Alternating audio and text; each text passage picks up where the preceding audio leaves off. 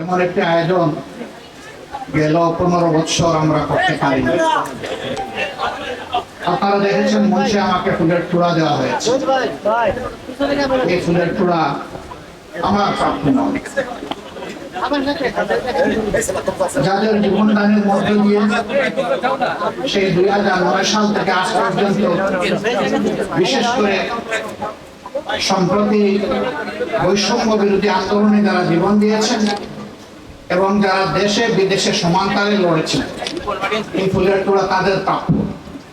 এই জন্য আমি এই ফুলের তোড়া তাদের জন্য উৎসর্গ করছি। বিগত 15.5 বছর যারা যেভাবেই হোক ক্ষমতায় ছিলেন, তারা জাতিকে উন্নয়নের রাজপথে উঠিয়েছিলেন, মহাসড়কে উঠিয়েছেন এবং তারা বিশ্বে উন্নয়নের রোল মডেল প্রতিষ্ঠিত করেছিলেন বলে নিজের মুখেই বারবার তারা এই দুটি ঘোষণা দিয়েছিলেন। কিন্তু কিসের বিনিময়ে? জাতের রক্তের বিনিময়ে, জাতের অর্থ চুষে নেওয়ার বিনিময়ে, মানুষের ইজ্জত লুণ্ঠন করার বিনিময়ে, কণ্ঠ স্তব্ধ করে দেওয়ার বিনিময়ে, সকল দলকে কোণঠাসা করে আবার একদলীয় বাকশাল কায়েম করার বিনিময়ে।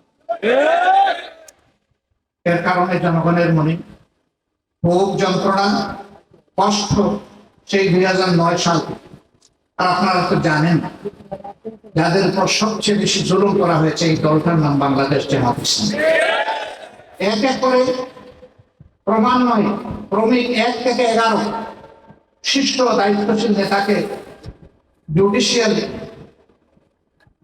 কিলিং এর মাধ্যমে দুনিয়া থেকে বিদায় করা হয়েছে, ফাঁসি দেওয়া হয়েছে, জেলের ভিতরে তিলে তিলে তাদেরকে মৃত্যুর দিকে ফেলে দেওয়া হয়েছে এবং জেলের বাইরে আরেকজন দায়িত্বশীল রেবের অশোভন আচরণের যন্ত্রণা সহ্য করতে না পেরে হাসপাতালের বেডে তিনি দুনিয়া থেকে শেষ নিঃশ্বাস করে মৌলার দরবারে চলে গেছে।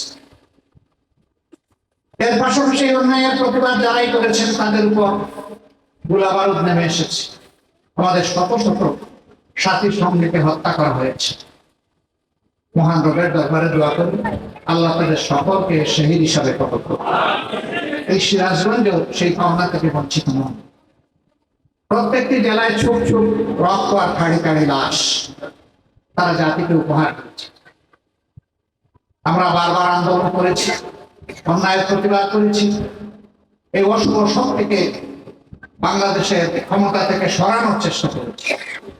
তার পুঞ্জীভূত ফল হচ্ছে ছাত্র তরুণ জনতা একটি অধিকার আদায়ের আন্দোলনকে কেন্দ্র করে শেষ পর্যন্ত এই শৈল শাসককে বিদায় নিতে হয়েছে। আমাদের কোন দায়িত্বশীল নেতা যাদের বিরুদ্ধে অন্যায়, যৌক্তিক, মিথ্যা অভিযোগ দায়ের করে দুনিয়া থেকে বিদায় করা হয়েছে, তাদেরকেও বাংলাদেশ থেকে পালিয়ে যাননি, পালিয়ে যাওয়ার জন্য 1 সেকেন্ডের জন্য চেষ্টা করেনি। তারা আপন দেশে থেকেছে, কারণ আমাদের কোনো মামার দেশ নাই, মাসির দেশ নাই, দাদার দেশ নাই। দেশ আমাদের আল্লাহ এখানে আমাদেরকে জন্ম দিয়েছেন। যতদিন পছন্দ করবেন এই দেশটাকে বুকে আঁকড়ে ধরেই আমরা এই জীবনে বেঁচে থাকতে চাই। এই দেশের সুখ, শান্তি, দুঃখ, বেদনার সাথে আমাদের অন্তরের সম্পর্ক মিশে আছে। এমনকি যাদেরকে ফাঁসি দেওয়া হয়েছে তার মধ্যে একজন বিশিষ্ট মিডিয়া ব্যক্তিত্ব, সমাজ পরিবর্তনের একজন কারিগর জনাব মীর কাসেম আলী কিন্তু বাংলাদেশে ছিলেন, তিনি আমেরিকায় ছিলেন। তার কিছু কিছু বন্ধু তাদেরকে পরামর্শ দিয়েছিল আপনার জন্য উত্তম হবে দেশে ফিরে না আসা। তিনি বলেছিলেন কেন?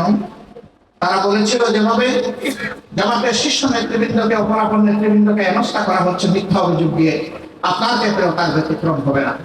তিনি বলেছেন আমি একজন মুমিন হিসাবে তার মোকাবেলা করব। আমি দেশে যাব, আমি চিৎকার দিয়ে বলবো আমার বিরুদ্ধে সমস্ত অভিযোগ মিথ্যা। এরপরে যদি আমাকে ফাঁসি দেওয়া হয় আমি হাসি মুখে গ্রহণ করে নেব। তাই হয়েছে। তার তো পালানোর কোন প্রশ্ন ছিল না, তিনি তো ছিলেনই বিদেশে।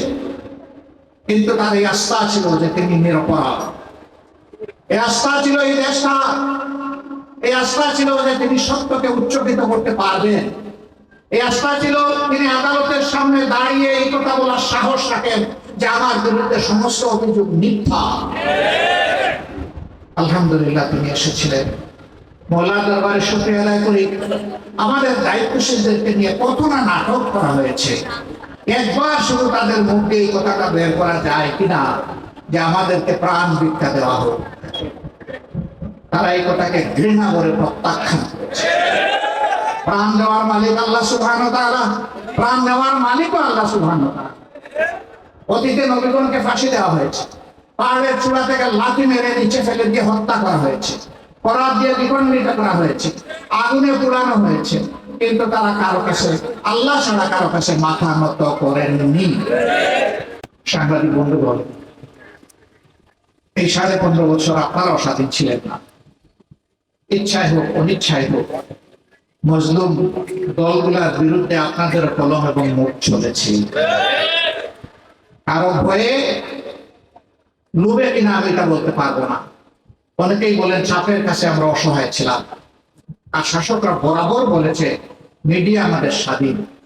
কতটুকু স্বাধীন আপনারাই ভালো বলতে পারবেন, তবে সে স্বাধীনতার ফল আমরা দেখতে পাইনি। এই জন্য আপনাদেরকে দায়ী করবো না, আর অতীতে ফিরেও যাব।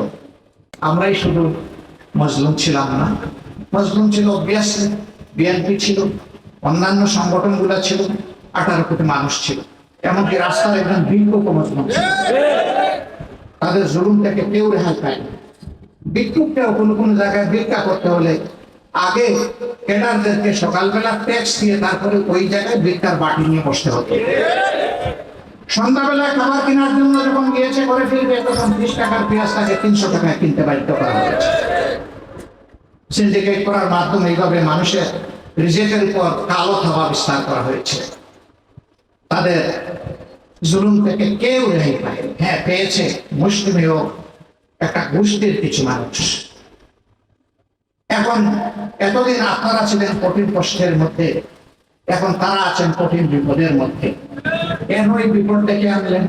কেন ভাই এমন রাজনীতি আপনাকে করতে হবে? কলা পাতার উপর সীমান্তে গিয়ে ঘুমাতে হবে? রাজনীতি কেন করতে হবে বলেন তো দেখি? কেন মাছের কোনার মতো এক খাল থেকে আরেক খালে যাওয়ার জন্য বিভিন্ন জালে ধরা পড়তে হয়? এ রাজনীতি কেন করবে? এমন রাজনীতি করুন, মানুষ ভুল ত্রুটির ঊর্ধ্বে নয়। দিন শেষে আপনি যেন সম্মানের সাথে দাঁড়ায় থাকতে পারেন, এমন রাজনীতিটাই করা উচিত ছিল। এখন সীমান্তের ওপারে গিয়ে, সত্য না মিথ্যা বলতে পারবো না, কেউ কেউ বলছেন যে আমি টুস করে ঢুকে পড়বো। আপনি গেলেন কেন? আপনাকে যেতে কে বলেছিল? আমরা তো যেতে বলিনি। আমরা বলেছিলাম, আপনি সবসময় বলতেন আইন সবার জন্য সমান আর আদালত স্বাধীন। এবার আইন সবার জন্য সমান এবং আদালত স্বাধীন, সেটা একটু দেখার দরকার ছিল। আপনি গেলেন, আপনার কথাটাই আপনি একবার নিজের জন্য প্রমাণ করে দিতেন। এটাই হতো আপনার সত্যিকারের রাজনীতির সুলভ আচরণ। তারপরে আমরা বলছি হ্যাঁ আপনি আসবেন, আপনাকে আসতে হবে, আসা উচিত। কারণ যা করেছেন তা তো এবার আদালতের সামনে দাঁড়িয়ে আপনার দেখা দরকার। আপনি নিরীহ লক্ষ লক্ষ মানুষকে দফায় দফায় আপনি নিয়েছেন আদালতে। মা বোনদেরকেও আপনি ছাড় দেননি, করেছেন আপনি লাঞ্ছিত।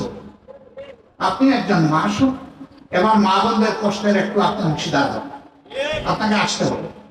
এরকম আরো যারা আছেন তাদেরও আসা উচিত। এবং এটাই হচ্ছে বিবেকের দাবি, এটাই হচ্ছে মানবতার দাবি।